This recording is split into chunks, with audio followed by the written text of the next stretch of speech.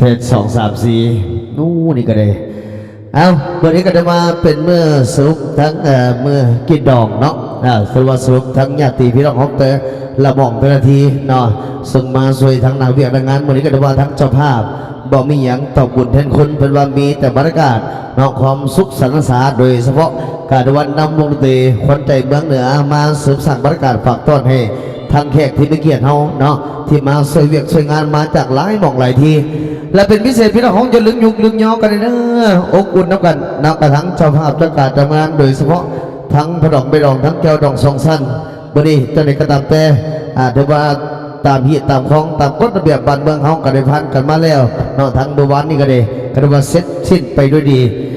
การได้วันนี้กันว่าอบอุ่นเนาะสำหรับทั้งนักร้องนักล้ำนักศิลปินมีเสียงเพลงเสียงล้ำการเสนอกันมาได้นอกห้องกระทั่งอาจารย์เมืองคีย์บอร์ดบริมีอยู่ประมาณ 3-4 ชีวิตนำมาเสริมสร้างบรรยากาศฝากต้อนให้ทางแขกที่มีเกียรติของมื้อนี้กันเดียวอบอุ่นไปน้ำกันหลังจากที่ว่าเสร็จสิ้นทั้งนายเวียกนางานเป็นมือคำมือคูณ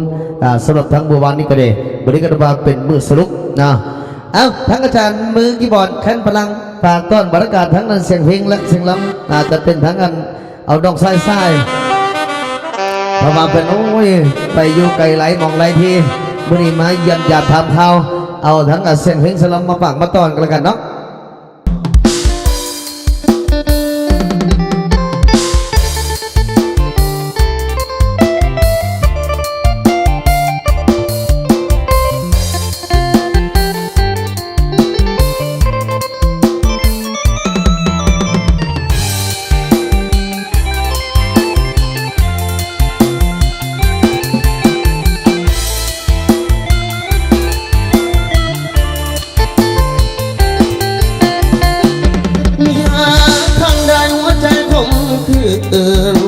เมื่อน้องมีสายแล้วนางเต็มใจเลิกลาข้างหนึ่งข้างสองก็พอทนไว้แก้วตามาถึงตั้งสีดีนะสิ้นความมีตาเห็นใจคายเข้าในนาส่งน้องเหียงพวงเพื่อให้น้องสมตัวได้เป็นคู่อยู่เฮียงเคียงอ้ายพอเฮียงจบแล้วแก้วตาก็มีหลายใจมีแฟนรถเก๋งคันใหญ่เองลืมสายที่อยู่บ้านนาเขาว่าอกหักยังใครกว่าบ่เป็นคำนี้มันแสนล้ำเพ็นเมื่อผู้เป็นเกือบใจพวงบางสูญเสียกันแล้วต้องมาสูญเสียน้ำตาถูกลวงจากสาวปริญญาดังพังว่าลงให้ตายอวยพรสาวผู้อยู่ดีเธอนะกับดงรถเก๋งงามตาให้บ่าวสาวนางขอลาน้องไปบุญอายมันน้อยจนบ่ทมสามไว้พวกหักข้างนี้วันไหวหักต้องเต็มใจบ่สมสาวกู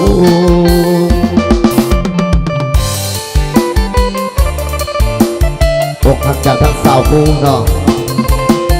นักเสียงก็จะแผบจากน้อยพี่น้องเอ้ยมาท่านน้อง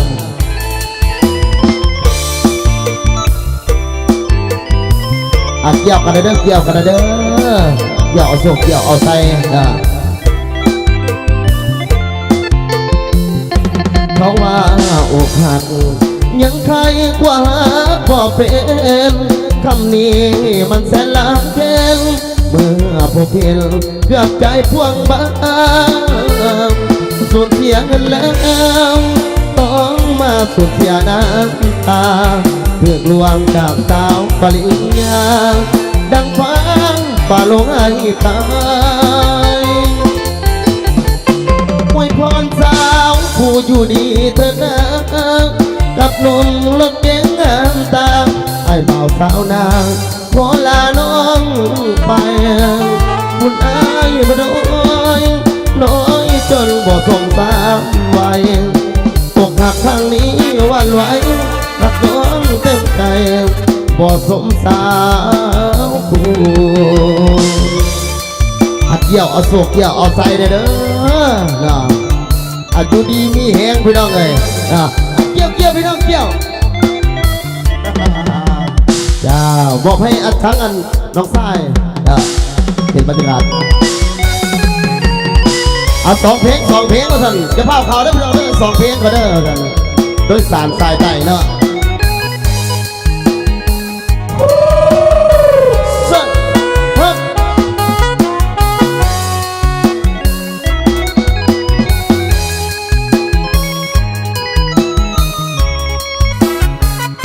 โดยสารสายตาห่างไกล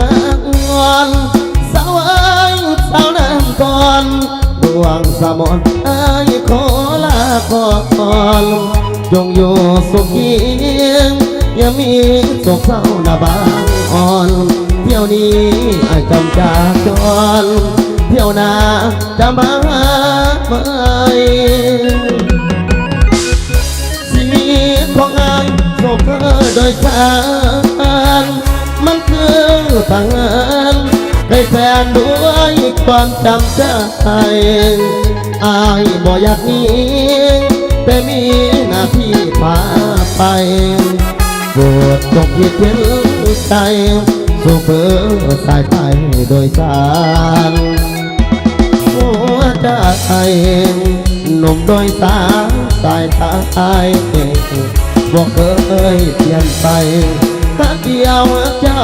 โดยใจถ้าหลวงตัวคอยอายมีอันเป็นไปนี่คือสัญญาหัวใจอยากตายผู้ไม่หาจริงยามโดยตาเดือดจากบ้านน้ำควันใจอายสุดอาวันเกิดสังหรณ์ในหัวใจคิดไปโลเลงอยากกายอย่านอนมีไหม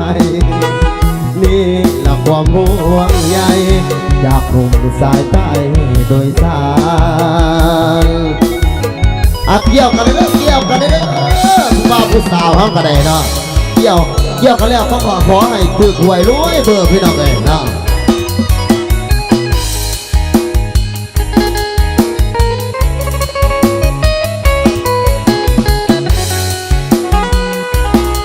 โดยสารสายใจเด้อฝากเป็นบรรยากาศเนาะหัวใจหนุ่มโดยสารสายตายบอกเคยเปลี่ยนไปรักเดียวเจ้าดวงใจถ้าให้ลวงตัวคอยอายมีอันเป็นไปนี่คือสัญญาหัวใจจากตายผู้ไม่หาจริงยามโดยตาเกิดจากบ้านน้ำทวนใจอายสุดอาวันเกิดสังหรณ์ในหัวใจคิดไปโลเลงยามใกล้อย่านอนมีไปนี่หลับความห่วงใยจากลมสายใต้เดินสารเกี่ยวเอาโซเกี่ยวเอาใส่อยู่ดีมีแหงไปต้องเลยผู้ใดมันยิ้มมันหัวจะขนาดเผาว่าซะดีเกี่ยวกันเด้อเกี่ยวกันเด้อมอบให้3 ซ่อนสวัสดีเอาเป็นมิลเล่กันไปเลยตอ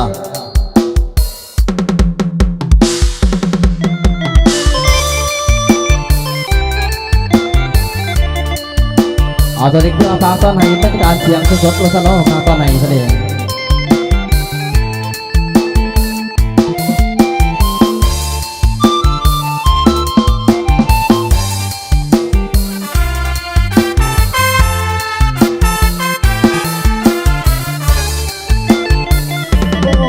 คำว่าเหนือดินแดนอุดมสมบูรณ์ทรัพย์สินดินน้ำเพิ่มพูนเพื่อกูลละมุนลาไม้สาวเมืองคำมวนว่าจะยิ้มแย้มแจ่มใสเสียงแทนเป่ามหาใสให้ได้ไปแล้วบ่อยากลาสาวค บอกเคยว่าจะลืมลายถึงแม้นอายจากเจ้าไปหัวใจท่านควรหายังหักน้องอยู่บ่หูว่าจะลืมลาสาวดันใดทั่วหน้าใส่จะมาเปรียบเทียบห่วงงามเสียบางไฟเป็นภาคใต้ของแดนดินทางเหนือมีน้ำกระดิ่งสดสวยทุกสิ่งวิไลเหลือล้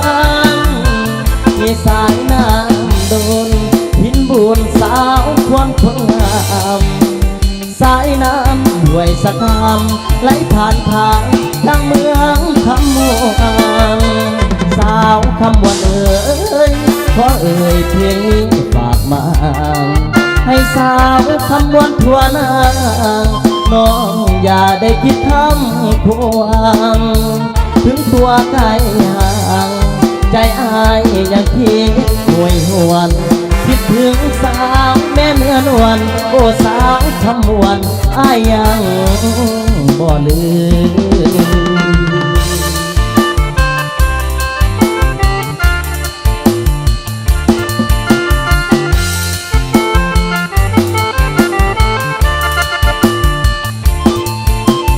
เอาเกี่ยวกันเลยพี่น้องเกี่ยวกันได้เด้อ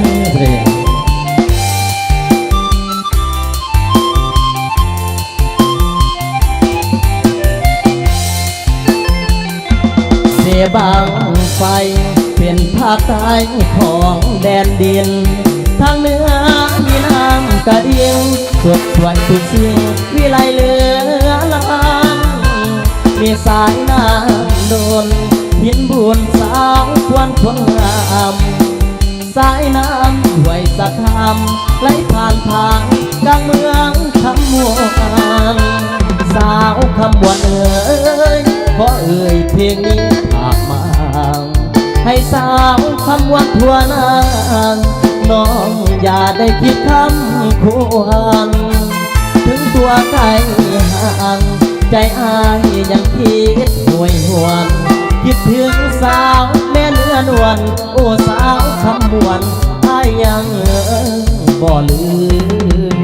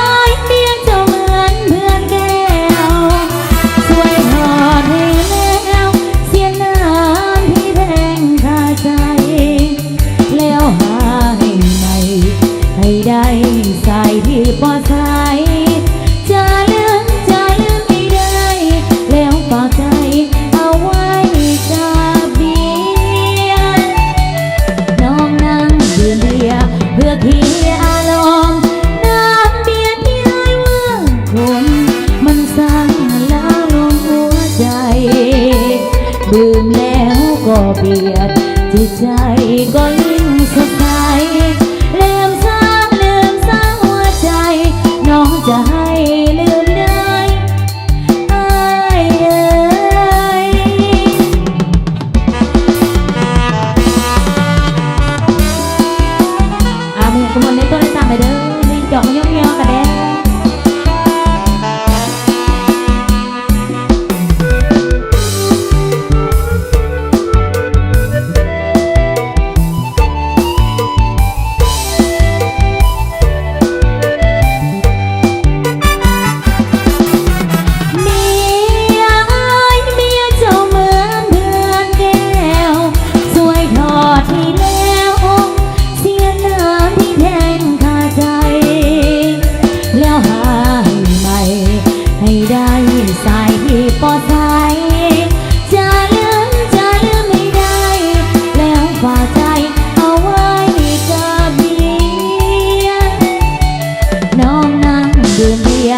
พื่อเคลียร์อารมณ์น้ำเบียร์ที่ไอ้ว่างผม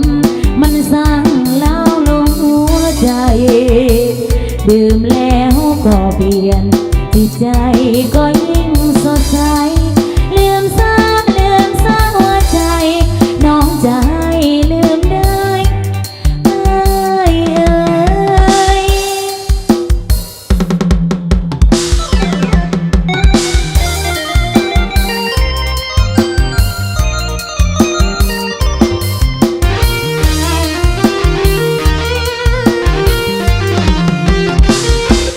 อยู่บ้านเฮามวนแท้ลานาทั้งแม่นเฮ็ดนากินปลากินปอนแกงหน่อส้มและใส่ข้าวปลาขอทนมีความสุขเหลือล้นบ้านเกิดเมืองนอนอยู่บ้านเฮาข้าวหอมป่าไม้ป่าตอนป่าใสสัตว์อยู่ในดงป่าพักเป็นดาวธรรมศาสตร์สร้างมามีพักว่านอค่ะทางนอจ้านอราบ้านของเฮาพาสุขใจนายย่ำเขาไม่กินอายหอมหวนมือพี่ไม่ไปหาเล่นหอมสงเดือน11น้ำล้นไหลเหือกไม้มวนเสือสวงเฮยยาวเสียงกองตุ่มปังตุ่มปังปังตุ่มปังตุ่มปังเสียงลำเสิงสิงสารแน่นยาวมวนหลายบ้านเฮามวนแห่มวนมาอยู่ทั้งสองแห่เต็มแห่บอนไปมอว่าหน่อยว่าใหญ่สายนุ่มสมศักดิ์ผู้คนเฒ่าหัวขาวก็แห้งปอนแห้งมวนมวนแห่ดีบ้านเฮาพอดีเอ้ยมวนแห่ดีบ้านเฮาพอดีเอ้ยมวนแห่ดีบ้านเฮาพอดีเอ้ยเกี่ยวกันในต้นในต่างเลยเด้อ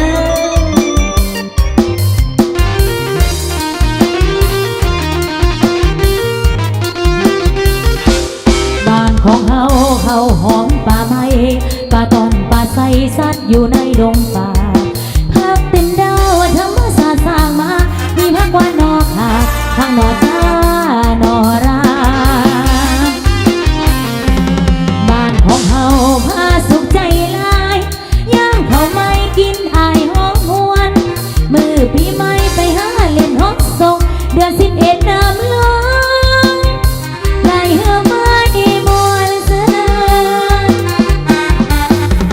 สวงเฮยยาวเสียงกองตุ่มปังตุ่มปังปังตุ่มปังตุ่มปังเสียงลำเสิงสิงสารแขนยาวมวนหลายบ้านเฮามามวนแห่มวนวาอยู่ทั้งสองแห่เต็มแผ่บอนไปบ่ว่าหน่อยว่าใหญ่สายนุ่มสมศักดิ์ผู้คนเฒ่าหัวขาวก็แห้งปอนแห้งมวนมวนแห่ดีบ้านเฮานี่เอ้ยมวนแห่ดีบ้านเฮานี่เอ้ยมวนแห่ดีบ้านเฮานี่เอ้ย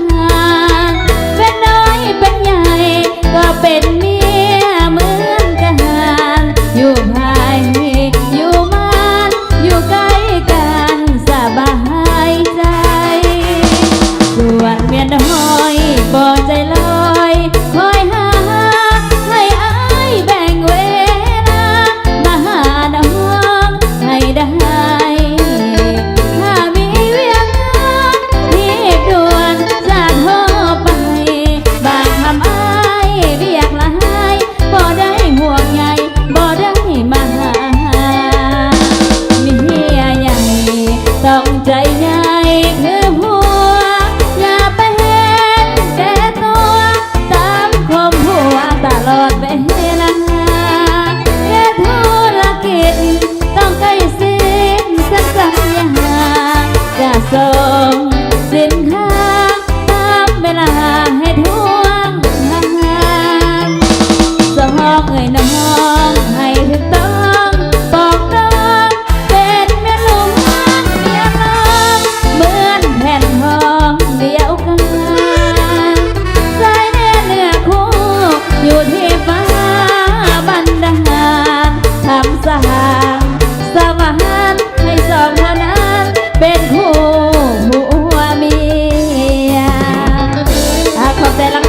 เด้อ